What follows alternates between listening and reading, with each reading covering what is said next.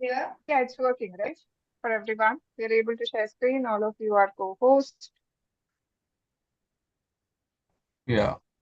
Right. We can keep our videos on and we can start. Just a Everybody second, Remember, join. just a when are we starting? Are we waiting for a couple of them to join, or Yeah, we can start everybody join in and I'll turn on the videos. Ma'am, That is Aditya, your waiting, right? associate director spelling. I think it's a typo. 1 second, just 1 second.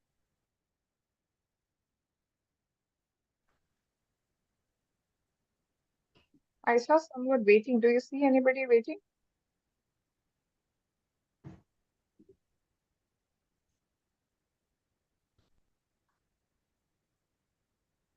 Waiting room.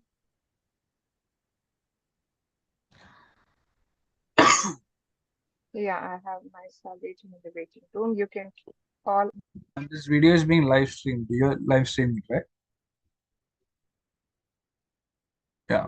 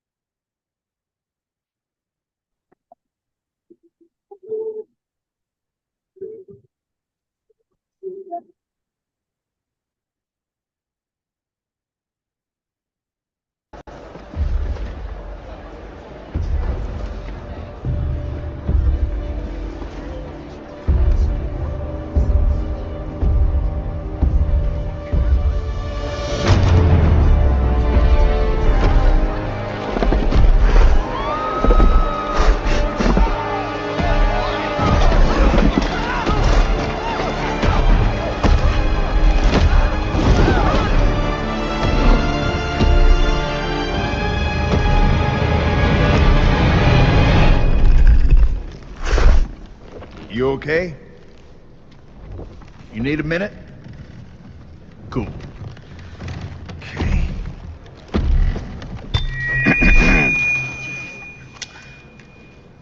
Listen up, people. I know a thing or two about extinction. And let me tell you, and you'd kind of think this would be obvious, going extinct is a bad thing. And driving yourselves extinct? In 70 million years, that's the most ridiculous thing I've ever heard. At least we had an asteroid. What's your excuse? You're headed for a climate disaster, and yet every year governments spend hundreds of billions of public funds on fossil fuel subsidies. Imagine if we had spent hundreds of billions per year subsidizing giant meteors. That's what you're doing right now. Think of all the other things you could do with that money. Around the world, people are living in poverty. Don't you think helping them would make more sense than, I don't know, paying for the demise of your entire species? Let me be real for a second. You've got a huge opportunity right now. As you rebuild your economies and bounce back from this pandemic, this is humanity's big chance. So here's my wild idea. Don't choose extinction. Save your species before it's too late. It's time for you humans to stop making excuses and start making changes. Thank you.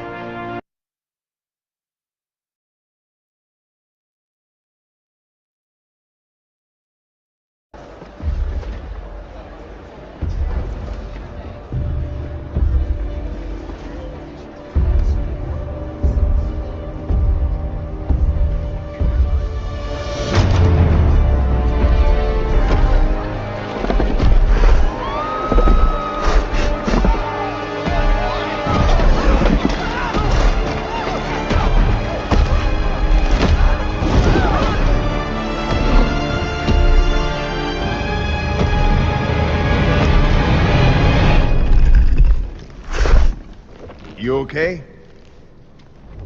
You need a minute? Cool. Okay.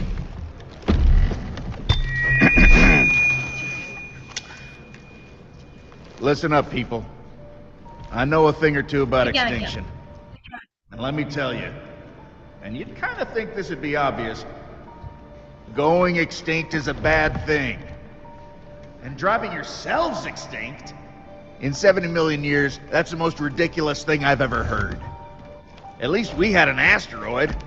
What's your excuse? You're headed for hundreds of billions of public funds on fossil fuel subsidies. Imagine if we had spent hundreds of billions per year subsidizing giant meteors. That's what you're doing right now. Think of all the other things you could do with that money. Around the world, people are living in poverty. Don't you think helping them would make more sense than, I don't know, paying for the demise of your entire species? Let me be real for a second. You've got a huge opportunity right now.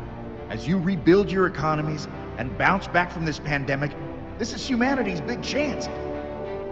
So here's my wild idea. Don't choose extinction. Save your species before it's too late. It's time for you humans to stop making excuses and start making changes. Thank you.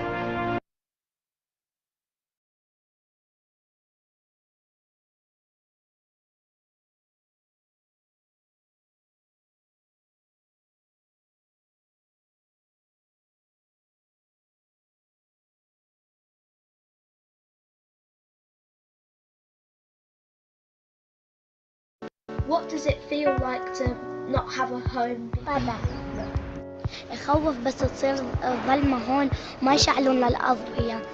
Not good because we sleep in tents. I would probably ask what was their life like before this happened to them. بالبيوت يعني بيتنا بالسورية كانت يعني كان حياتنا رائع. Are you nice and warm? You think they might not be warm where they are? I don't think so. زمستون خلص داوش. Joker. Are you okay? يعني هون منيح بس يعني بنروح بنلعب وبنكيف. What do you do? في زلمة جايب بسكليتات كتير بيستأجروا الأولاد ويصيروا يلعبوا صبار. What's it like in the war? بالسوريا هلا عم ياخدوا ما بعرف يعني حدا أخي بياخدوهم بيعطوهم سلاح بيقولوا انتوا لازم تهاجموا ما بعرف. How did you escape? في صفراء أوروبا فتنا على بلاد كتير والله مو. If you had a wish that would come true, what would it be? Maybe to fly. Oh, swim. 100 ice creams. Football. وأنا باخدها ببري يخوني خيلي مدار قد جاي راحت همو مش يعني هذا فين ما عم بخوينه. نطلع نفرج علي سفرتي كلها بالدير والله يعني.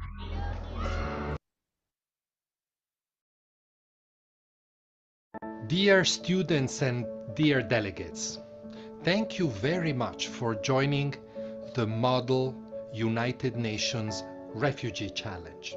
It's amazing to see tens of thousands of young people eager to find solutions to help refugees. I am Filippo Grandi, the United Nations High Commissioner for Refugees. I have been entrusted by the General Assembly of the United Nations to lead efforts to protect nearly 80 million people forced to flee from conflict, persecution, and violence. It's a big responsibility, but luckily, UNHCR, my organization, is not alone. Everyone can help, including students like you.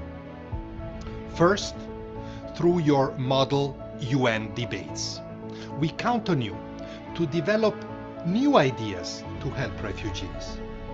Your best resolutions will win awards, and we will share them with those who make policy for refugees.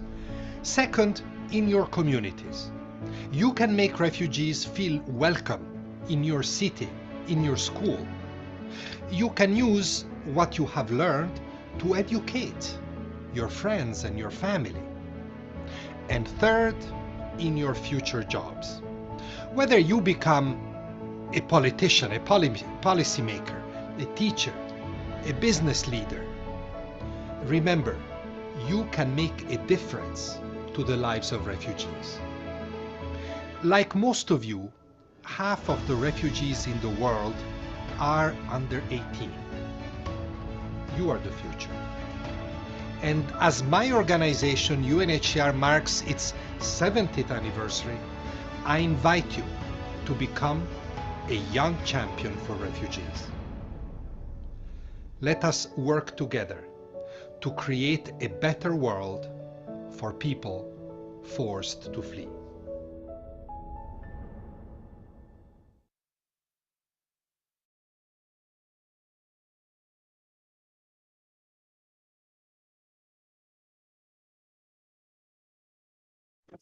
What is this poll question?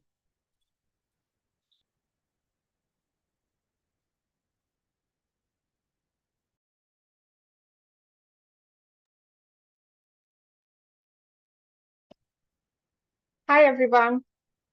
Welcome to our first session of MUNIC 2023 workshop. And I'm glad that most of you have joined us to understand what Model UN Refugee Challenge is and to understand what Model UN is and why are we doing this. So the only motive to conduct this first workshop is to interact with each one of you, understand and help you understand what Model UN is and what are we looking forward to with this small initiative with our Munsters International Conference 2023. I'm Sudha. I'm the founder and mentor of Munsters Club, and I have with me the whole of executive board members, the whole team of MUNIC 23 to guide you through the whole conference agenda and how to research for it and help you answer all the questions that you may have around the MUN Refugee Challenge and Model UN Conference. Yeah, so since all of you are already in, let's begin. Hope you can all see my screen. Welcome. So the whole motive of having Munsters Club and conducting this Munsters Model United Nations Conference is to build a community of like-minded MUNers who will have fun debating world issues, understanding world issues, gain confidence in public speaking through Model UN conferences, and transform into collaborative leaders, not just as politicians, but wherever you work or wherever you go in your own communities as well. And the most important of all is to stay connected and make a lot of new friends when you participate through Model UN conferences around the city, around the country, or even international conferences. Well, why Model UN programs? So Model UN programs are generally international programs supported and endorsed by United Nations, where students take up the role of world leaders. They step into the shoes of world leaders and try to resolve global problems by analyzing them and coming up with innovative solutions. So that's Model UN programs, a simulation of United Nations. Why should we do Model UN programs? So, that's one question that everybody would have in their mind. Among so many academic programs, what is so special about Model UN programs? So the world we live in, as you already see on the screen, follows a certain order. We all know the world works in a specific manner. And as a community being, we do not live as individuals, we live as community members. We need to understand its nuances. And it's very important in such situation to become a problem solver than a problem raiser and learn the basic skills to survive in this world as a community being, specifically diplomatic skills, negotiation skills, communication skills, and become collaborative beings. That's why we do model unit programs where you get to ace those skills. So just as the question comes in, what do students do at a model unit conference? Students, specifically if you see, watch any model unit conference, they give a lot of speeches. They deliberate, they discuss on critical issues, global issues which are given to them. They draft possible solutions to the problems that they discuss during the committee. They negotiate. They learn to find common grounds to solve the problem together and not individually. Then they do voting at Model UN, just as it's done at UN. Everything has to be voted. They try to pass their resolutions with voting, but preferably with consensus. That is, with everybody's consent. And the most important of all that students do at a MUN conference is to build bigger friend circles, stay connected, and build a bigger model UN community, a community of MUNers. Again, when we say at model UN conferences, students give a lot of speeches, it makes it a very different activity and an event from debate. Reason being that when you're doing a debate, it's more about specifically about your speaking skills only. But when it comes to model UN conferences, it's completely different from a debate. Taking you through the quick differences that a debate and model UN has is in a debate, you have one specific topic and you go against your opponent multiple times. But when it comes to a model UN conference, you have one issue, and for that, you don't need to go continuously opposing your opponents, but in fact, you need to collaborate with the other country members, other delegates who are participating in that conference to solve the problem together. So though, yes, there is a competition, it's not about opposing the other members, but it's about collaborating with the other members of the conference to find possible solutions. In a debate, you win the competitive debate by presenting a lot of arguments, by defending them, by negating the opponents via crossfire. Right? But in a model UN conference, you don't win by debating or defending or negating your opponents. You win by collaborating and finding solutions together. You need to understand others' views and work together, in fact, negotiate to solve the problems together. Again, this is where our real world life skills come in, and that makes Model UN a really enriching experience than a debate. What are the skills that you need when you go for a debating conference? You need public speaking skills. Yes, you develop public speaking skills. You learn how to speak really fast, how to dismantle the others' opposing views. But when it comes to Model UN, there are a lot of other skills. Yes, it develops your speaking skills. It develops your debating skills. But moreover that, above that, you understand the most important skill, if you ask me, is your listening skill. You learn to articulate a perspective of other countries and find solutions together. You'll appreciate others' opinions, and you learn to develop your leadership skills by collaborating, by working together, and that way you lead by making alliances at a model UN conference. That means at a model UN, you have very few chances of winning as an individual participant, but better chances of performing at in a group or in a collaborative manner. In a big debate, there's just one style, for and against. You don't have an option. If you have taken up for, you don't have an option to go against. If you're going against, you don't have an option to go in favor. And generally topics that you see is mostly around compulsory voting or government reparations, or is it ethical to eat meat, or very specific smaller topics. But when it comes to model UN conferences, you'll find complex international issues, generally very difficult to resolve, and you have all the rights, options to change your opinion based on the actual requirement of the committee in resolving the problem. That is, you can compromise, you can be approachable, you have all the opportunities to work together to solve the bigger problem than standing at your own views. So that makes Model UN conferences not just an event to give great speeches and show that you are a great speaker, but it is more of an opportunity to collaborate, to socialize with a lot of other delegates in the committee and solve problems together. Right. So, having said all that, who should take part in Model UN events? Is it just students who are great speakers, who are good at speaking, who like history? No.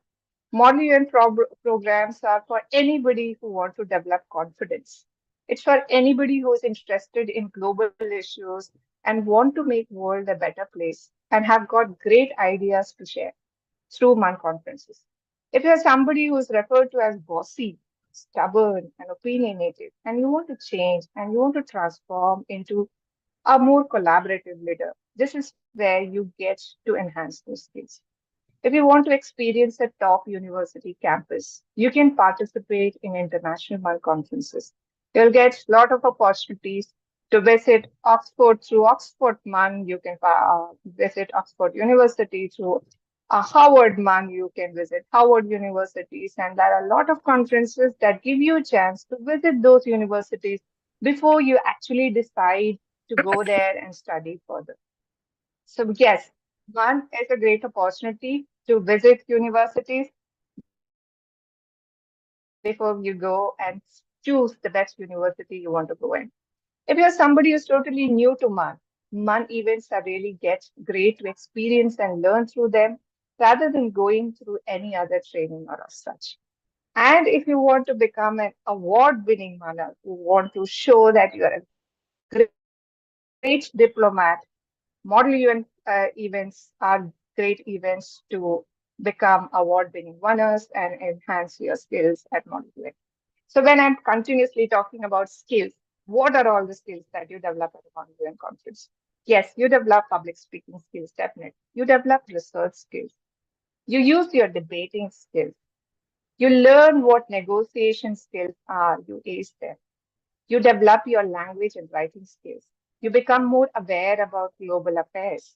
You learn to organize your strategies for anything that you do, right from organizing an event or conducting a conference or participating or try to solve a problem. You learn what strategies are and how strategies help you work better than directly going live or participating without preparations. You'll appreciate history, the most important of all. You'll learn that history is very, very important for us to know as human beings, as community beings, and it helps us to shape our future better. Together, we call them diplomatic skills. That's what we develop at Model UN conferences. So yes, it's a global learning experience to participate in MUN conferences where you don't just speak, just like in debate, you influence others with your ideas. You don't just write for the sake of finishing of writing possible solutions, you write to resolve to find possible solutions to the problem. You don't just listen for the sake of saying next, you listen to understand the perspectives of others. You don't argue at Model UN conference, you negotiate to find common grounds. You don't just lead, you collaborate to lead. And at a Model UN conference, you don't just win an award, you leave an impact that everybody remembers. There was one such delegate who had such great ideas and such a great friend to be in future. That's what Model UN brings to your life. So this is one platform where you learn all the real life skills and yet enjoy and make a lot of friends. And to help you experience one, we have the Munsters International Conference coming up on December 9 and 10. December 8 evening is the opening ceremony. Most of you, almost many of you have already registered. If some of you have still not registered and wanted to know what this event is, you have the link already with you. We'll share this again on the chat. You'll have all the details about the conference here. Who is conducting this, what is MUN Refugee Challenge, the details of the agendas, what are the conference schedule, what are the timings, what are the rewards that would be given, how to register. So on the same page, you will have the registration form. If you are registering as an individual, you can click on this form, fill the form. and you can make a payment and take a screenshot and attach it on the screen on the form to complete your registration. That's it. Moment you finish your registration, we'll have your details and you'll get a country allotted to you within 2 days to participate in the conference. And once you have done that, we'll take care of your research. We'll help you throughout. Once you are in our participants group, you'll have a group open to ask any questions that you would have, any doubts that you would have while preparing for this conference. Right. So what is special about this event? This is not just another module conference. Your best ideas in this conference will be shared with UNHCR, will be shared if they win rewards, they'll be shared with the policymakers. To make this event really helpful to each one of you, we'll have the official from UNHCR India, Mr. Dhruv Vijay Maru, joining us on the inaugural ceremony on December 8th, and Ms. Bini Verghese, who had been to UN and had taken the young leaders training from the UN officials, who will also assist you in understanding how each one of us can also become young leaders and take up such courses and participate and work with UN. So they'll both guide you through the opportunities where you can work with UN if you look forward to. So yes, this conference is not just about participating and debating or speeches or drafting resolutions. It's also about giving you all the opportunities to interact people at UN, share your resolutions at UN, and make a lot of new friends.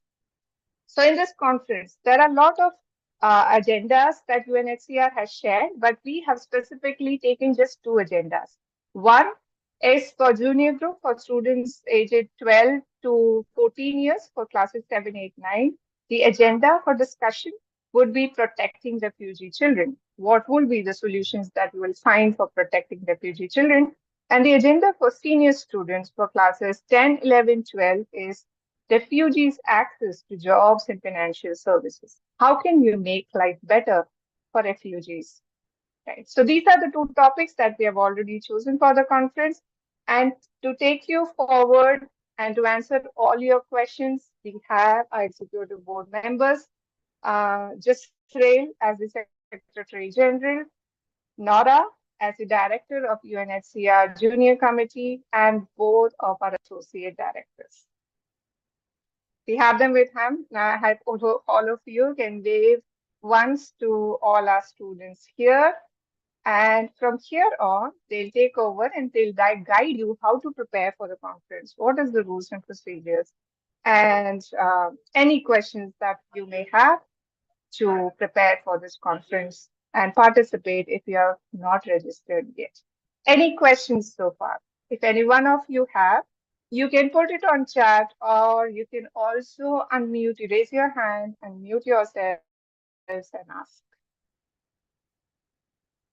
Feel free to add all your questions on the chat, and each one of us will take it one by one and keep answering to it. Right. Fine. Okay. Jasrail, your Secretary General, over to you.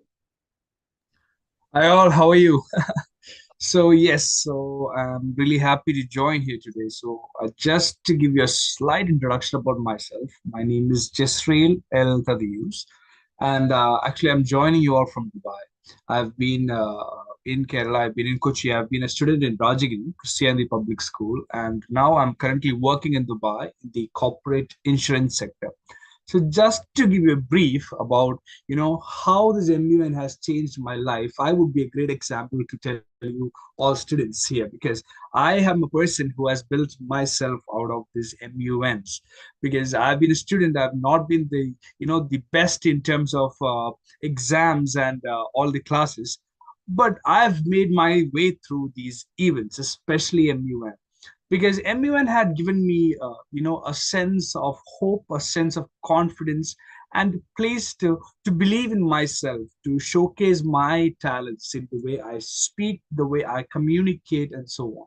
And it has actually helped in my real life too, because, all these students may have this doubt, how can, such an equation help you in real life, or what can schooling really give you in the real life applications? I personally believe these events, especially this MUN, as a great great advantage. If you participate in such events, you know how to communicate to one another. And communication is always the key. Sometimes you might not be the best speaker, but also listening matters. Because once you listen, you know what to say, and how to solve, right? So MUN will definitely help you to build a career because it actually plays a great role in your college applications. It actually plays a great job in your jobs and so on. It's not just the events, but the experience that you gain through them that will help you to gain an upper hand in your education and your life. So that's a small introduction about myself and how it has changed my life. And I think Nora and Nandagopal and as well as Ashwin can just give an introduction, and then I'll carry on with the formal session. All to you, Nora. Good evening. So, hi, I hope all are doing well. Myself, Naura Zefferson, and I'll be the director of MUN HRC, the junior committee, where we'll be discussing the agenda of protecting refugee children. So, just to give a very brief intro of me, I am just doing my schooling. And what made me here is my passion towards MUNs, doing MUNs, and developing all those diplomatic skills that we have discussed. So I look forward to see resolutions that will answer the world's problems regarding the refugee crisis that we are facing. So in today's world, we are going through various crises where wars are around and a lot of other problems that is disturbing the world peace.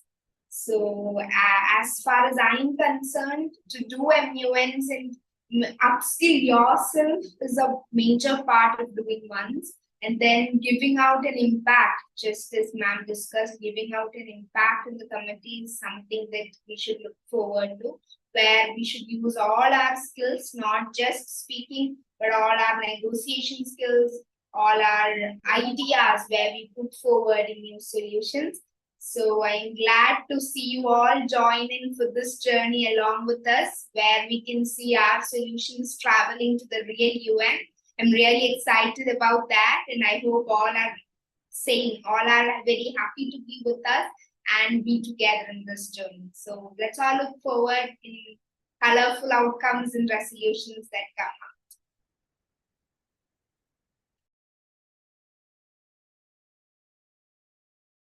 Aditya or Nandagopal? Yeah, Nandagopal. Yeah. Hello, everyone. I'm Nandagopal. I'll be acting as Associate Director for the UNHCR Junior Category with Nora. I'm studying in 9th standard with Vidya School at Ernakulam, Kerala. So, MUN for me has been very interesting. I'm myself a young delegate, exploring more and more about MUN. I love taking in a crisis and solve it, and MUN has been perfect for me. It has helped me gain confidence and helped me understand diplomacy better. MUN not only teaches you on how to be a great diplomat, but it also builds better delegates for the future. It teaches about what happens around the world. So for the first timers, MUN may seem complicated, but just wait till you experience it. And keep MUNing. Hoping to see all of you soon.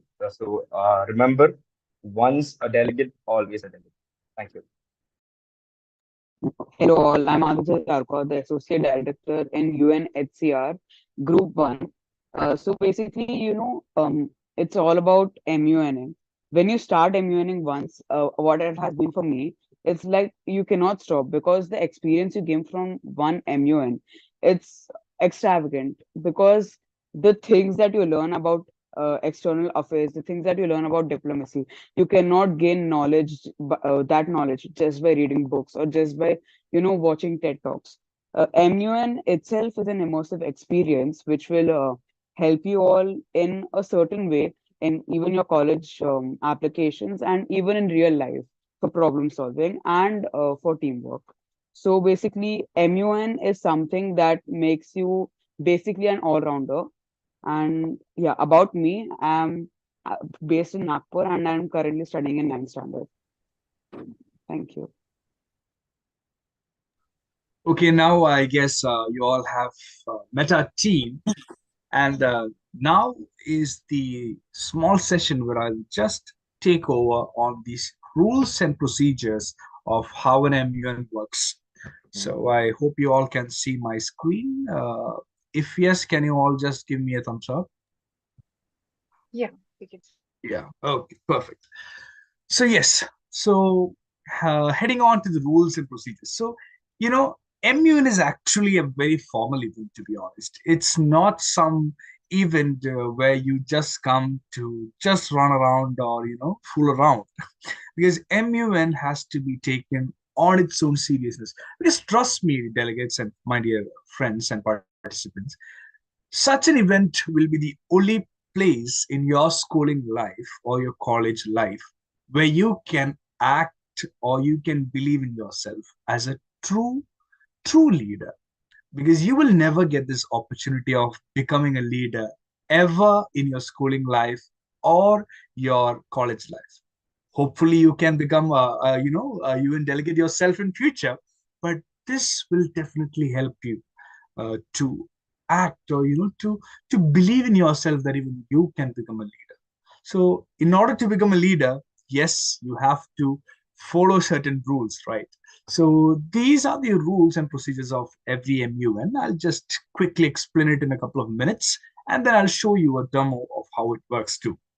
So I actually want to tell you, so we will be focusing on something or you'll be using something called the Standard North American Procedure. So this is a procedure that we will be following in stimulating the United Nations.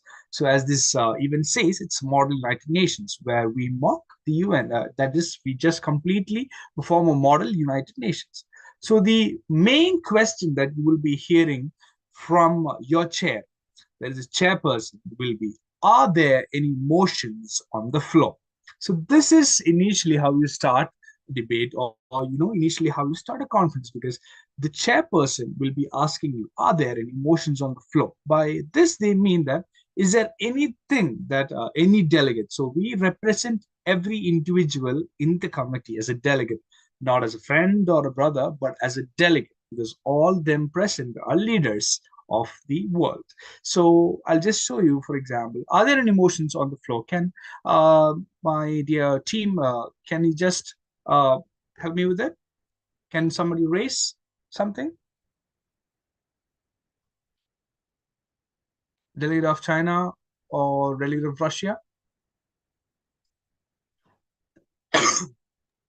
Yeah. So the delegate of China would like to raise a motion to open general speakers list for the total time of 10 minutes, with each speaker getting 1 minute. Okay.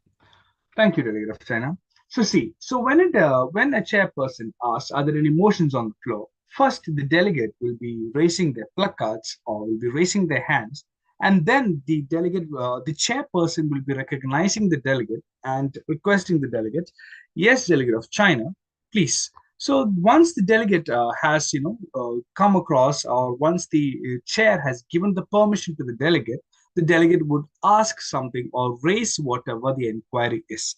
So what are these points? So basically, there are three particular points that any delegate would be able to raise, or the delegate will be raising once the chairperson asks, are there any motions on the floor? The first point being the point of personal privilege. So what is the point of personal privilege? It is actually something, if something is prevent you from participating in the simulation, let it be anything that can be your personal needs, or something that you have to do, or anything that you want to know or inquire, or just something that is a little more on the personal side. If you want to take a break for 1 minute, or if you just want to leave, this is how you raise something called the personal point of privilege.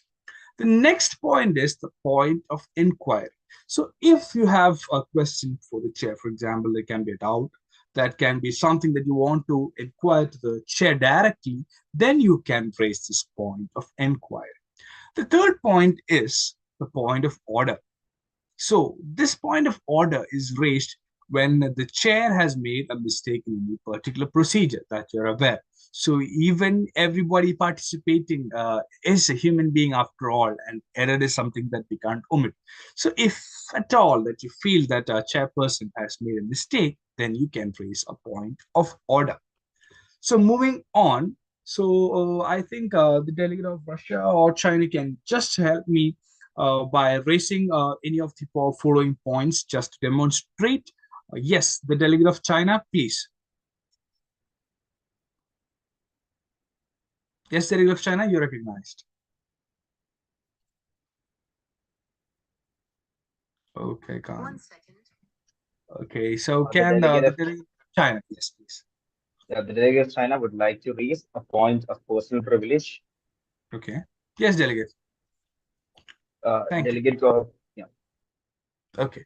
So once this is how you raise. So first, are there any motions on the floor? So then the delegate can, any delegate can come in and ask about the motions. That can be, the delegate wants to say something regarding the, any portions. This is how you start a debate.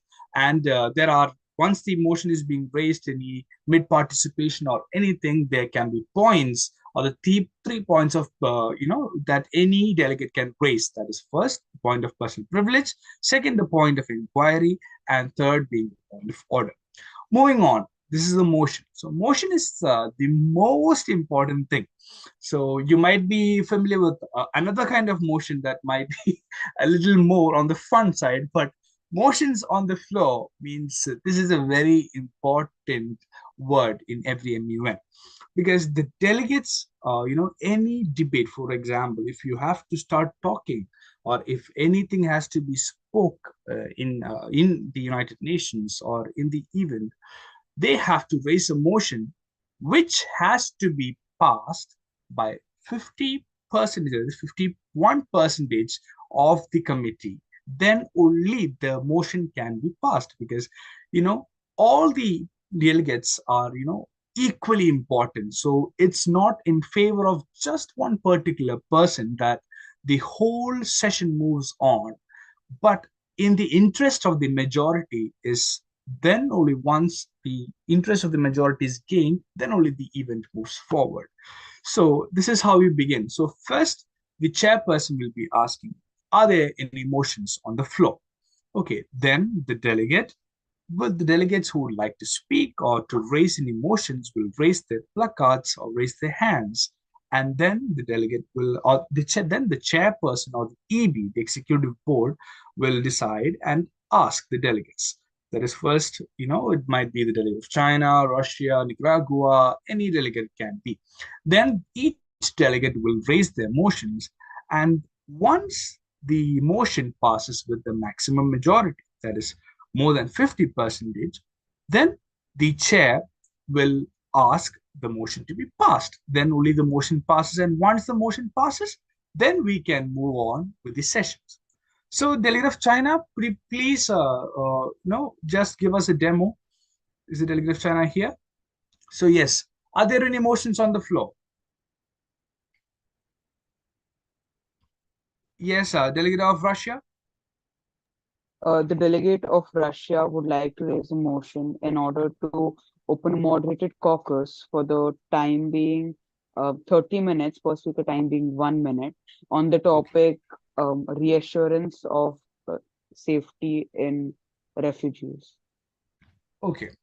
Delegates in favor of the motion, please raise your placards. So once this is done, so you can all see on the screen those in favor of the motion and those in against of the motion. I think this will be a small interactive so we can see who all are really here. So if you are in favor, you can just say favor, and then if you are against, you can just click against. I can just give another maybe 30 seconds for you all to vote, and let me see who all are really right now here. Okay, this is great because we are getting to see. Okay, it'll be great if every delegate here can just, click on favor so that we can move ahead with the next one. In another quick 20 seconds, let's see how many of you interact here. Oh, wow, that's great. We have 51% who has participated already. Can we get two more? Yes, that's 62%. Oh, that's great. Now, this is the beauty. Now, I'm really happy because we have a great 18 delegates who have won, and this is absolutely fantastic. Thank you, delegates. So, yes. Now, I guess, is there any doubts, any delegates who has any doubts here till this point? Okay, I'm not, okay. If there's any doubts, please feel free to ask. So, next thing is the roll call. So what is a roll call? Just like you have attendance in your classrooms, roll call is a very, very, very important, important thing, or an important time frame where all the delegates will be called by the chair or by the EB. And once the EB asks, every delegate has an opportunity to say that they are present, and then if they have voting rights. So as you may or may not know, not every delegate or not every country in the world has voting rights in the United Nations. There are particular countries known as the observer nations where they have just come to observe, but they don't currently have any rights to vote. So every delegate can just say present. So if they're an observer country, they can say they are present, and if they have the voting rights too. For example, if I'm the delegate of India, I would say, when my delegate of India is asked whether I'm present or not, I will say the delegate of India is present and voting. So I think the delegate of Russia can just show an example of how they say they are present and voting. So the chair will be asking, okay, delegate of Russia, are you here? Yes, the Okay. delegate of Russia. The delegate of Russia is present and voting. Okay, that's great.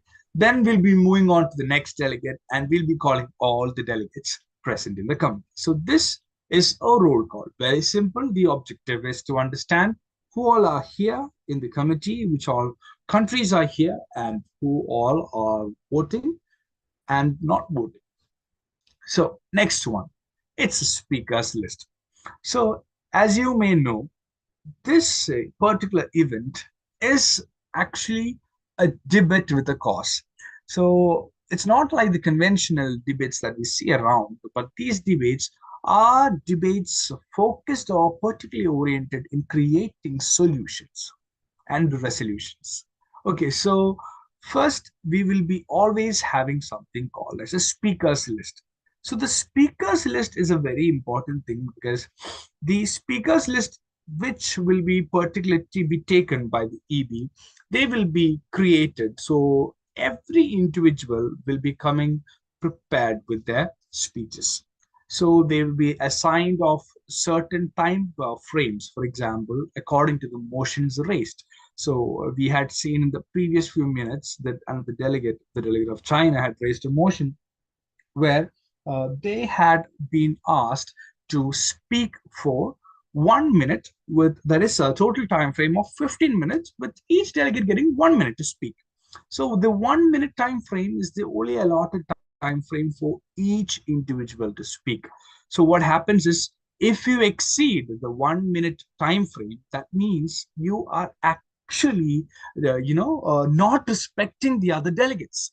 So you should make sure that you finish in the given time frame, because this is a very, very important thing that you should maintain. And in order to finish all your speeches in the perfect time frame, you should come prepared. So preparation is always the key. So make sure that you all are prepared for the speech. So very importantly, as I mentioned earlier, I had never called the delegate of Russia dear friend, or this person, or dude, or anything, but I had called or addressed him by the delegate of Russia, or respected delegate.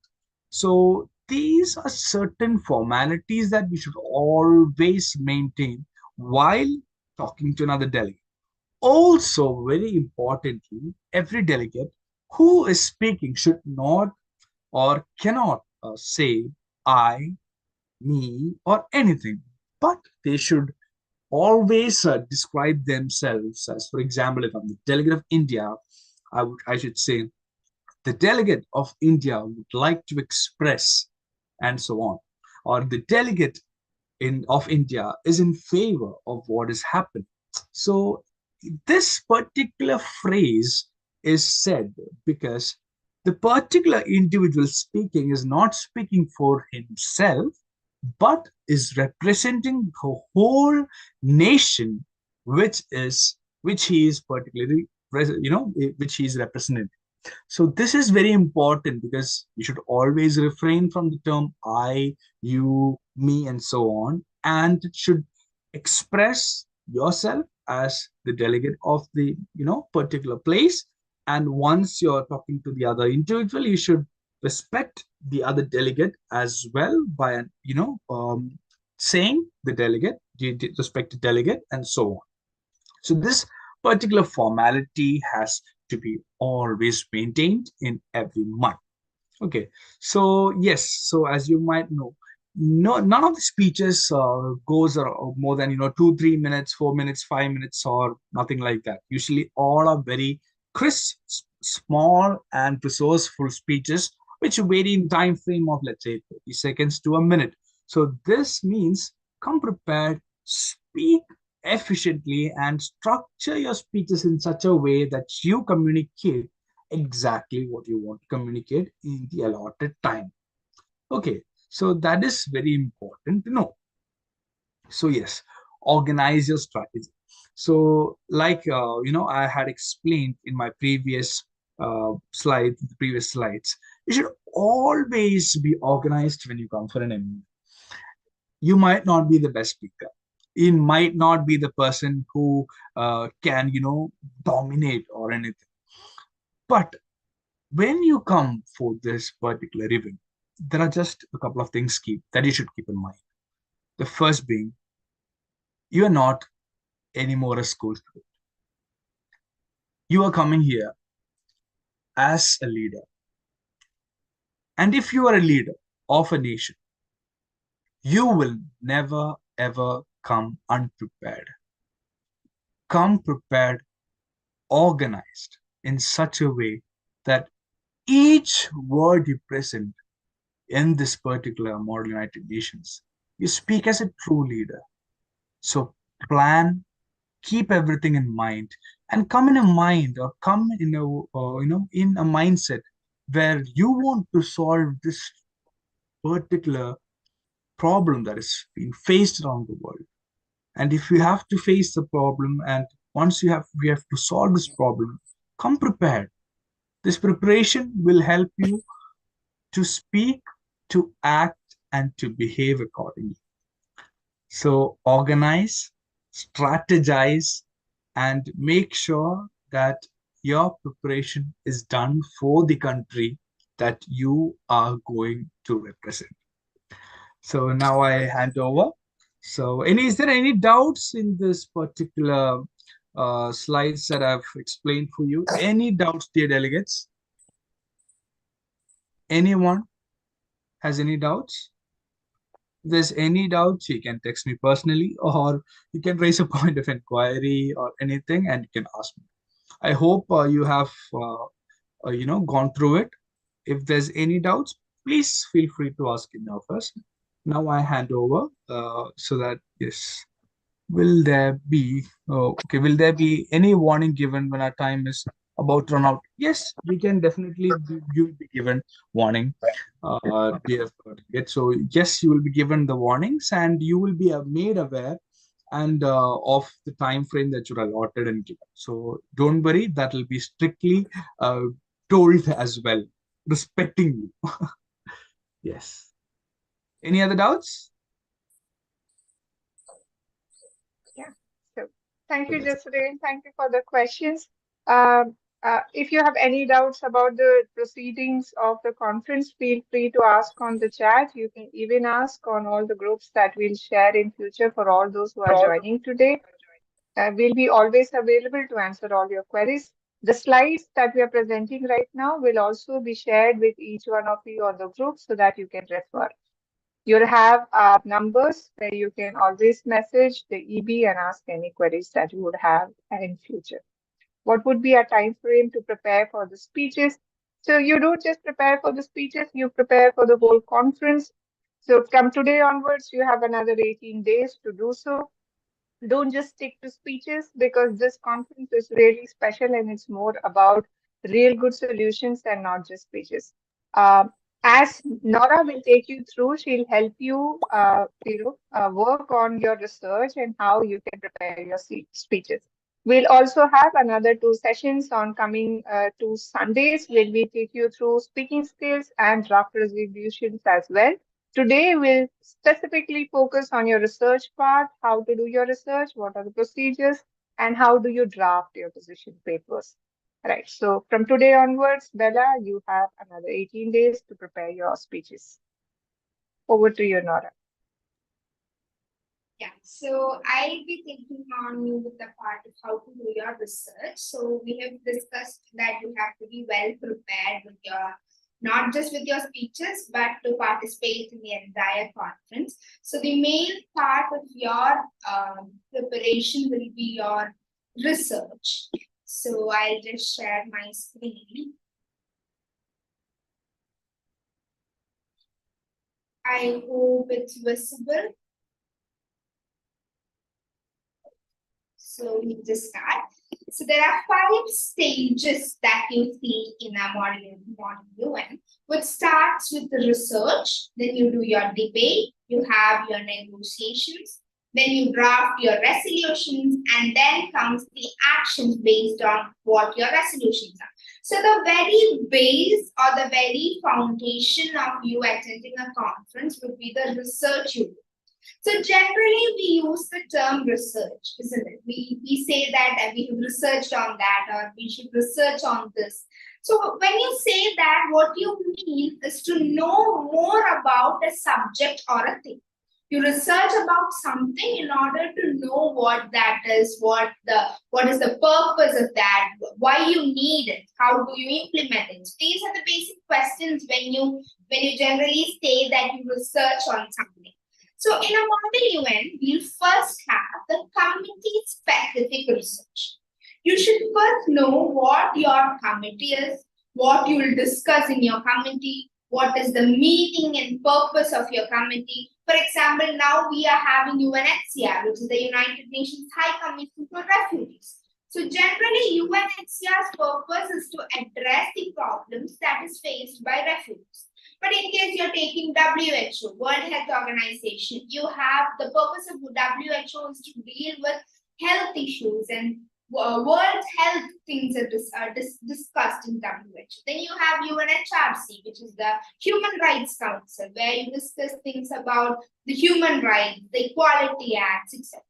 Then what are the powers of the country? So when you consider the High Commission for Refugees, the resolutions that comes under the UNHCR has the power to have actions regarding the refugees. They come with solutions which impact the several lives of refugees.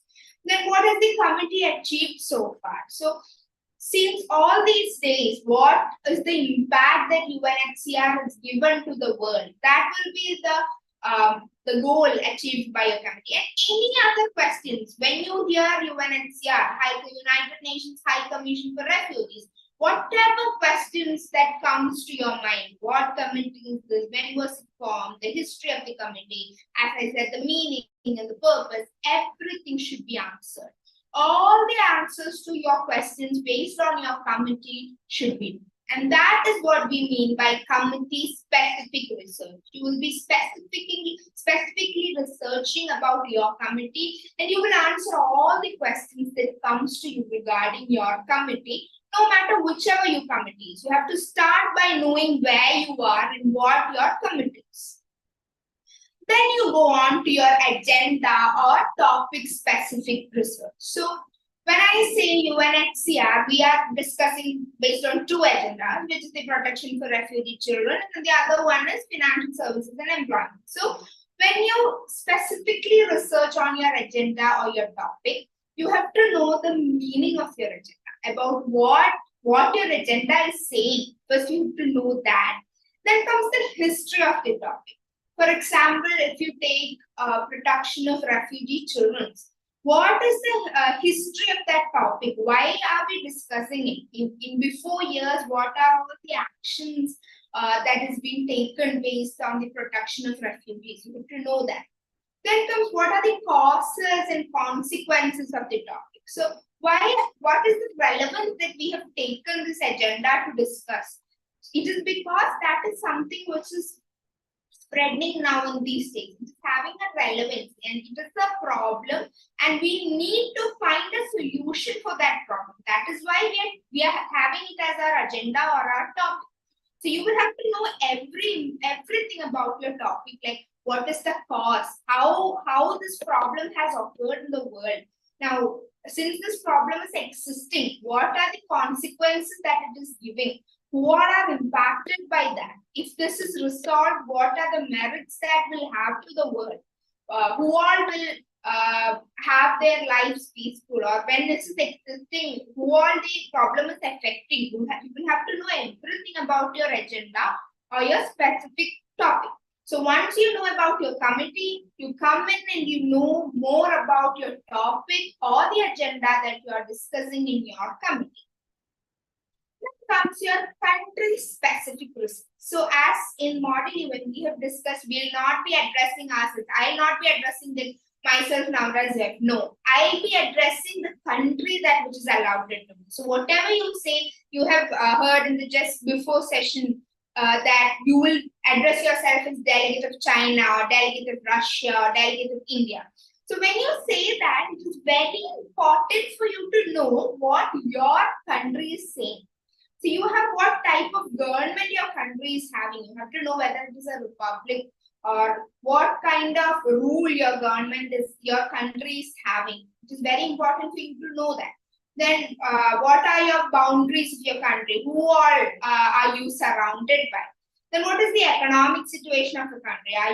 Are you facing problems with the economy, or are you having good trade relationship? How's your exports? It's very important for you to know how stable you are, because all these information will help you to give out solutions that each other country can adapt. So in case a resolution is coming up in your committee, you have to know whether it is possible for your country to execute, whether your country is good enough with its economic status and with its international relations to execute that resolution put out. So to know that, to know what all your country can do, the limits, you have to know everything about your country. Your country's specific research should be done. Then factors affecting the people of your country. Maybe some countries are very much facing with water availability issues. So when you have that, you cannot accept a resolution which says that this much of water should be supplied to other countries. You will have to know everything about your country. Then why does this topic matter to my country? What has my country done to address this topic? What does my country want to do move forward? So when you're discussing about an agenda, what is your country's stance on it?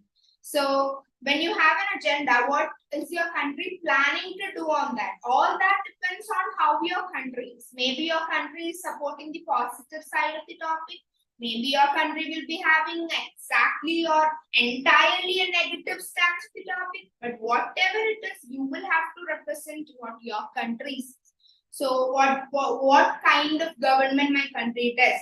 What are the decisions taken by my government for this specific topic, whether it is human rights or whether it is refugee crisis? Each country will have its own stance. So it is very important to know all those things and to basically have an idea of your country, where your borders are, where you are in the world, what are your relations, what are your export status, what are your main sources of income. Everything should be very well clear, which helps you in bringing out solutions, and also which helps you in when you ask certain questions, or when you're answering certain questions, having a wider knowledge about your country will help you giving an effective answers. So starting from your committee research, knowing your agenda, and then your country specific research. This should be done very thorough in order for effective resolutions. Then we have a site here. You will get the link of this site in your chat. where you can have all the research about your country done. So here you can go to countries and you can choose which country you are in. If I'm choosing Argentina, for example, you can get all the details of Argentina. Like whichever country you are, you can have all the details of your country. We get this link in our chat. You can know the country flag, you can know the country map. Then you can have an introduction, a background, like what was the history of your country? How did it begin? Then geography, to know the country's geography. And below you can have the refugee details also, which is relevant to us. You can have environment status, land use, everything that you want to know about a country. Most of the things you get here. You can have the capitals, and towards the end you can see the refugee status of the country. And the major transportations, export, imports, refugee and internally displaced persons. You can have an idea of what your country does or how your country is doing. Everything you can know about, just specifically about your country, you can have in this profile. We will be sharing it with you.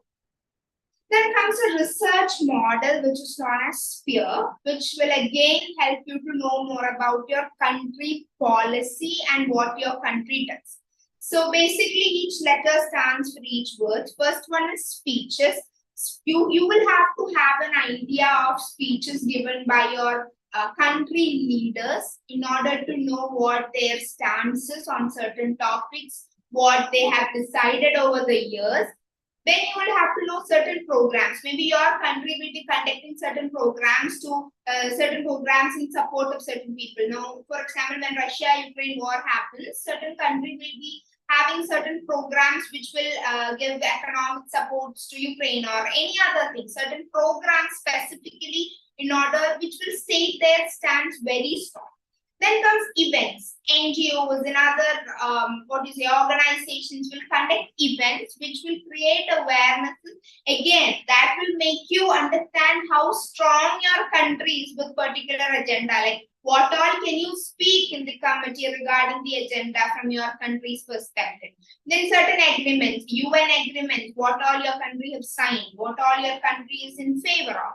Then comes reports. So your country will be giving out reports on their actions, their plans, how far they have achieved, how much they are going to do, what all programs they will be a part of. So everything you can come under this model, which you should follow for your research. You start from the speeches, you go through various programs, you come to know about events, you understand about various agreements, and then you go through reports, which will ultimately make sure that how strong your country is with certain agendas and topics that we are discussing in our committee.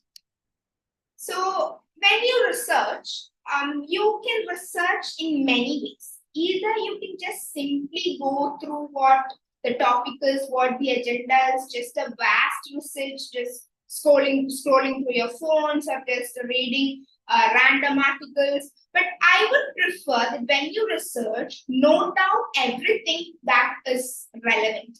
You can either note it down in your book, or you can, what I used to do in my Mondays is I used to take all the points and I used to format it as a document so that I can carry it to the conference. So anything I have a doubt or any question I found is not relevant, I can just go through my research. So your research should be with you in your own ways.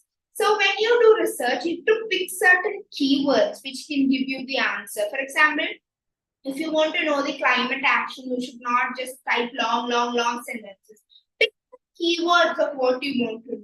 Climate action. Then you have to limit your websites. Basically, when you come into MUNs, we accept sources like the UN websites and NGOs, official government websites, random things. Rather than going for some random points that you read somewhere, go to certain sources like your UN website, certain news articles, which is relevant. then you have to make sure that your research is done in a crisp manner. It is noted down well. And nowadays we have seen AI results coming up. So artificial intelligence, you can go through it to an extent, but the thing is what we prefer is that you can take suggestions of resolutions from AI, but make sure that you cross-check with the UN website to make sure that it is a relevant one. You don't need to blindly trust it, but then you can take suggestions, you can take all your needed information, because we have certain points given out very powerful from AI website. So, but make sure that your your research you've done, the points you have taken in, the facts that you are convinced with, what you're going to talk, what you're going to propose for your resolutions, you cross-check it with your UN websites and other data which are reliable. So that is how basically you do a research. You go through all these points. Then what the last thing you do is you go through the major UN resolutions passed for the topic. So when you take the when you take the refugee crisis has been existing for years. So UN has already discussed this. So how long has this been under the discussion of UN? Which is the oldest and the latest resolution that UN has passed on this. How many resolutions has your country signed for this topic? Specifically, your country, what all resolutions in UN is your country accepted? Then are there any P5 countries who have voted for any resolutions? All questions that comes to your mind around solutions. What all will you give? Now, suppose you get a solution in your mind, whether that has been accepted in UN. Make sure that you cross-check all these things and make sure that all these are applicable, and in UN resolutions, some or the other, we have seen it. Go through the resolutions for you to get an idea of how solutions can be, because UN resolutions have been accepted are in actions, so you can know what kind of solutions are applicable or answered. So the summary of all those research will be what you call it a position paper. So I'll be handovering the session to Sudha ma'am. She will be taking you over this.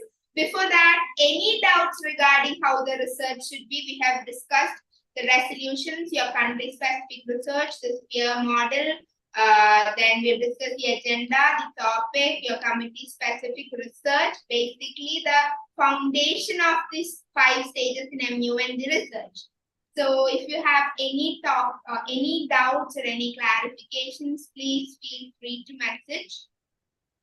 You can either personally message or put it in chat.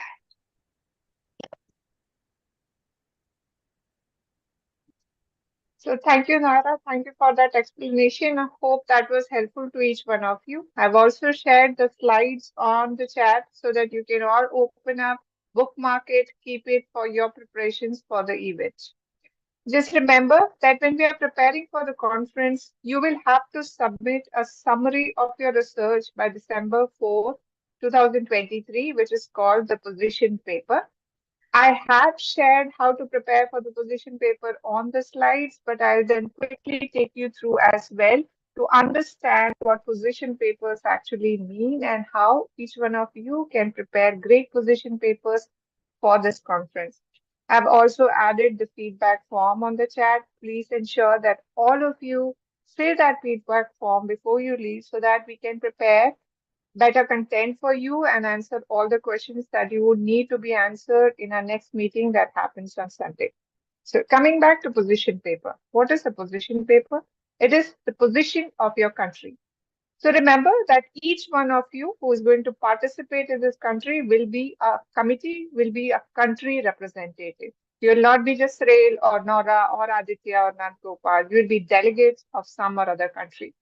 So position paper is your country's position in the committee on the agenda which is being given to you. So position paper, as the name suggests, will have 4 paragraphs. 3 paragraphs in fact, and the last are the sources that you had referred to prepare that summary of your position. Right. So the 3 paragraphs are, the first paragraph is the topic background. What has the committee done so far to resolve the problem, the agenda given to you, and what is lacking? The background of the whole committee. Second paragraph talks about your country's policy, which is always unique in every resolution. In every position paper. So the only two paragraphs which are generally unique in every position paper is the country policy, because every country has a different policy, different ways of solving the problem, and would have done a lot of different things to help refugee children or to help refugees in jobs and services. The third paragraph is the most creative part of your research, which shows possible solutions. What are few things that you want to suggest or bring up in the committee to resolve the problem or help the problem get easier for the refugees? Right. Remember, the position paper is just one sheet, one word sheet. It should not be more than one page. You can use font Arial or Times New Roman with a size maximum 10 to 11. Right. So when you have first paragraph, what are the questions that you answer in the first paragraph?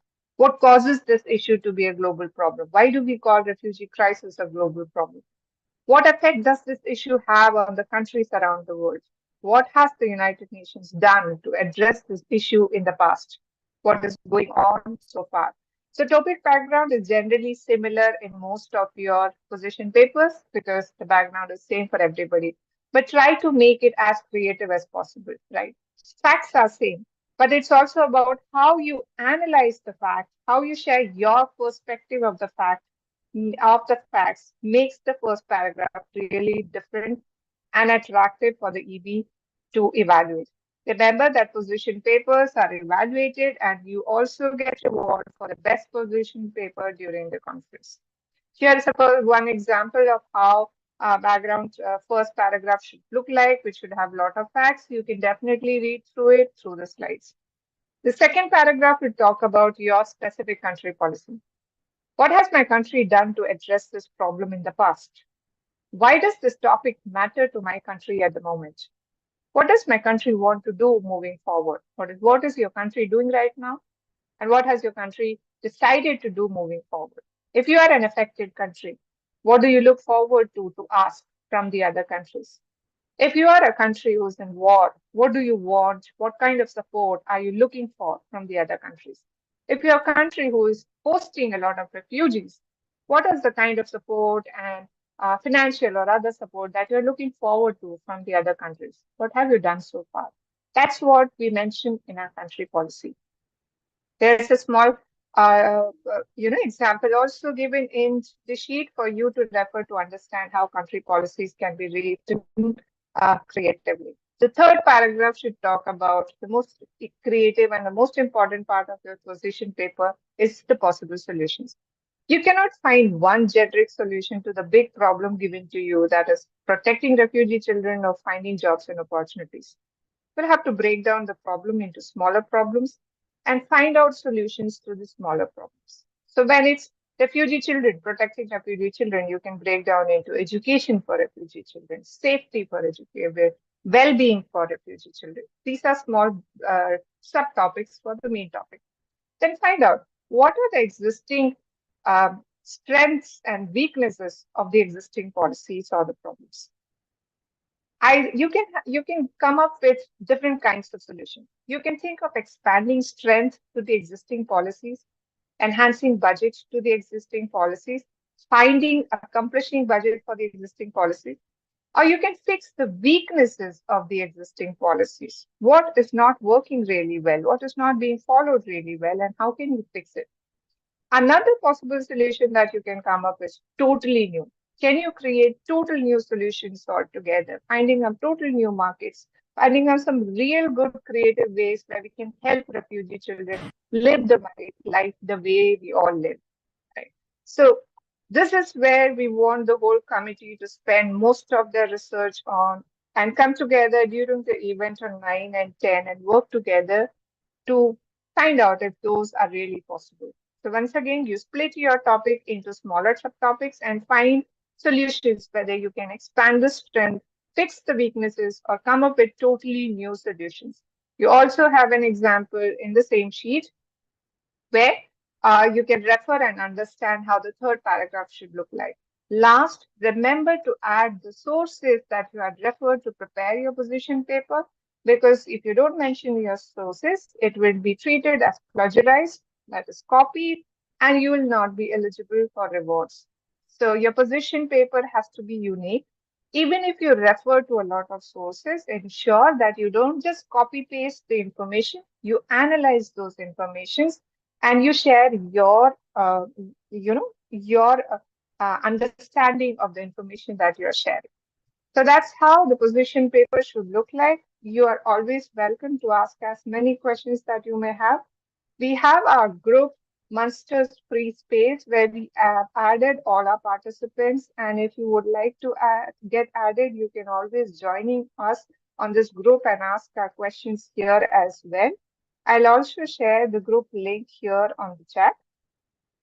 And if you have any questions, you can also mention, you can always share that question right now to us on the chat. I'm sharing a link where you can are all welcome to join and ask your questions.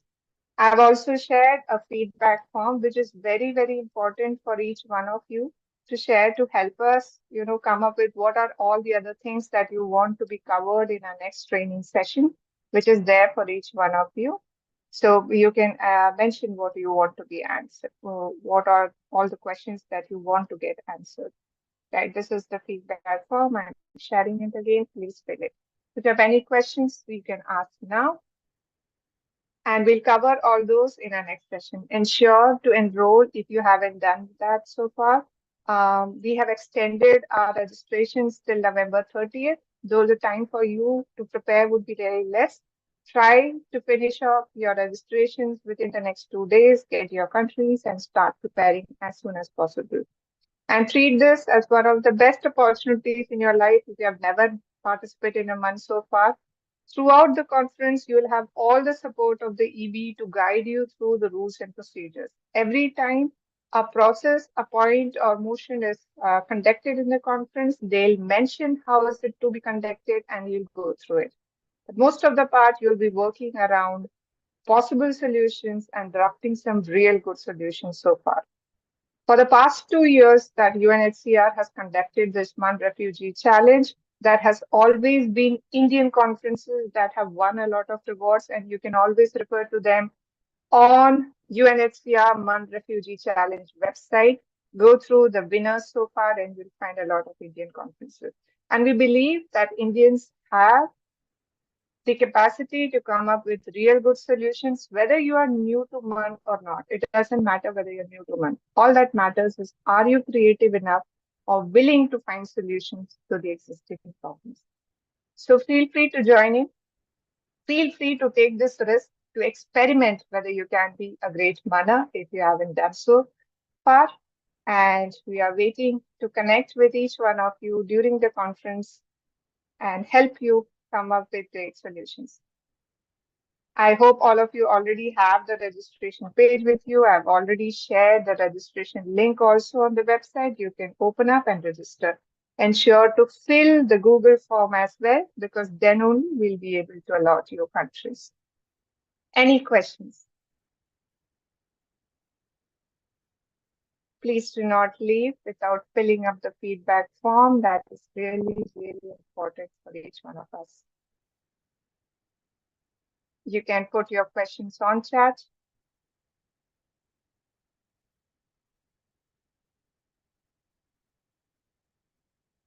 Yeah, I would like to ask, is it better to use government sources while preparing the position paper? Yes, Saraswati, you should always refer to reliable sources. Preferably, you can choose keywords. So when we are searching about UNHCR, Australia, refugee children, use the specific keywords and that will take you to your government website and UNHCR website for all the questions.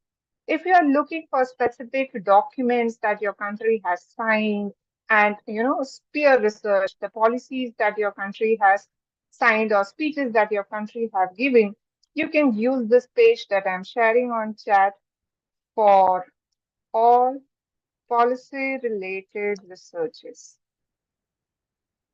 This is one great page by UN which assists all the MUNers to research when they're preparing for the MUN conferences. Right. So MUN is specifically promoted by UNDP, and you will find all the resources to help you prepare for model UN conferences at UN website itself. You would rarely need to refer to other news agencies. And even if you refer to news agencies and information, use that as opinions or possible, opinions by others. But for facts, always go through your country website and UNHCR and UN websites. Is it like we need to research, prepare a speech, and speak it during the conference? Haripriya, you will have to do the research before the conference, and you have to come ready with your research, with all the content that you have researched in a research binder or in your notebook, where you'll have all the facts, all the policies, and all the possible solutions. Yes, you will prepare a speech as well. We'll help you to how to prepare your speech in our next session on Sunday, same time, 7 p.m., same link. And that session will help you how to prepare your speeches and what are the different kinds of communication that goes on in a conference, which is mods, non-mods, negotiations, lobbying, and socializing, making allies, sitting with your allies and drafting resolutions. So yes, you prepare a speech and research before the conference, and you speak, draft, negotiate during the conference. You have to address the agenda that is answered. I would like to ask, are we only allowed to talk about the problem arising in our country, or can we talk about the problem arising in the world? Our bigger agenda is to answer the problem around the world. Yes, you have to focus to remember, you need to get focused on your country's problems also to be resolved. But ensure the motive of the whole committee is to look at the bigger problem and not just as a country. So imagine you are Sudan, South Sudan, or Israel. Yes, your issue is really important because it is a big problem for the whole world. But yet again, you'll have to find solutions and come up with solutions which help all the refugee children and refugees around the world, or help resolve war around the world. Right. So we'll not stick to smaller agendas, but we'll stick to the bigger agenda, trying to resolve the sub-agendas given to you. Yeah. Anything else? Is it better to use? Is it like to prepare speeches? Yeah, that is answered. Can you please show us an example for the second paragraph? What is the second paragraph? Are we only allowed to talk about the problem arising in the country? That is answered. If I can ask, are we allowed to represent any country for the event? Will we be allotted? Yes, you'll be allotted a country beforehand as soon as you register for the conference. Yes. So as soon as you make the payment and register, fill the Google form, you will get your country allotted within 2 days, and you'll have to represent that country.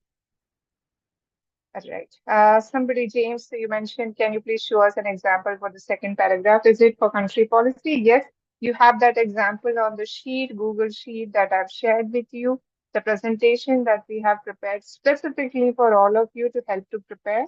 I'm sharing it once again, where we'll share the second presentation also for preparing for your speeches, and the third presentation also for drafting your resolutions on the next 2 Sundays. Yeah. So feel free. I'll put it for everyone. Yeah. So you can use this presentation to understand. If you have any more questions also, you can put up, you can join our WhatsApp group, and we'll add you and answer all your questions there as well. Any other questions? Keep sharing on chat. Yeah, we have recorded this whole session, and this will also be available on our YouTube channel for all of you to see the recording if you want to see in future, and to refer to all that we discussed right now. You have the YouTube channel on your chat, which has all the details that we have discussed so far. So, ma'am, other than speech, do we need to prepare a report about how we researched it and about the topic? No, you don't need to mention about what was the kind of research that you did and about the topic, but your position paper is a summary of your statement of your research. So your position paper will show your research. And as I mentioned, position paper has a fixed format, fixed limit. It shouldn't be more than a page. It shouldn't be more than 11 font. And It should be specifically 3 paragraphs only, defining everything within limited content. So you should mention facts, maximum information in limited words, which is a skill. You can again ask us any questions after doing all your research next Sunday also, before we begin to help you how to do your speaking practices, how to work on your speaking skills. You can always raise your hand as well. You can unmute yourself and speak as well. We would love to hear your voices as well.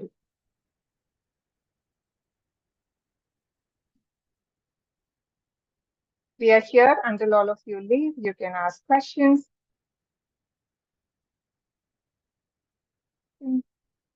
I hope most of you have filled the form, but we have only 10, 10 members who have filled our Google form. I really want all of you to fill it before each one of you leave. And sharing it once again. Please do not leave without filling this Google form.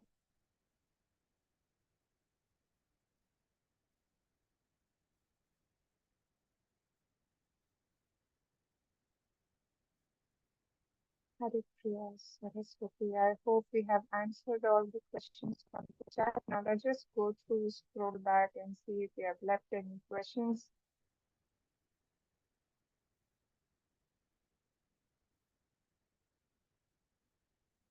Are we allowed to talk about that?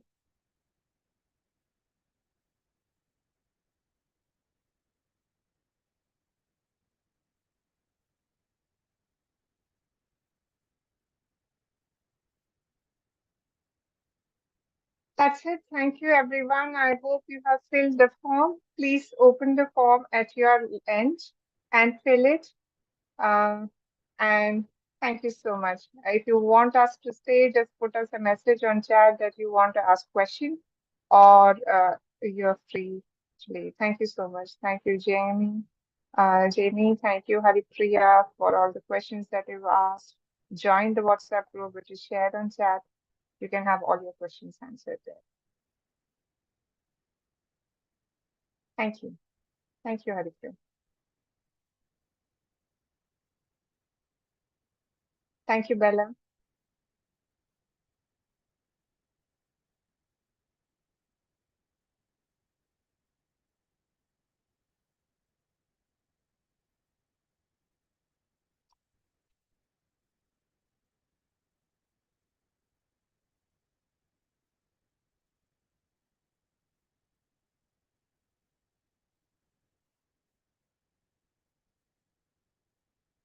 Hi, everyone. If you are already here, I'm just hoping that you are filling that Google form, or you have any questions. You all are free to leave the meeting. That's all we had for this session, but we'll still wait for any questions that may come up.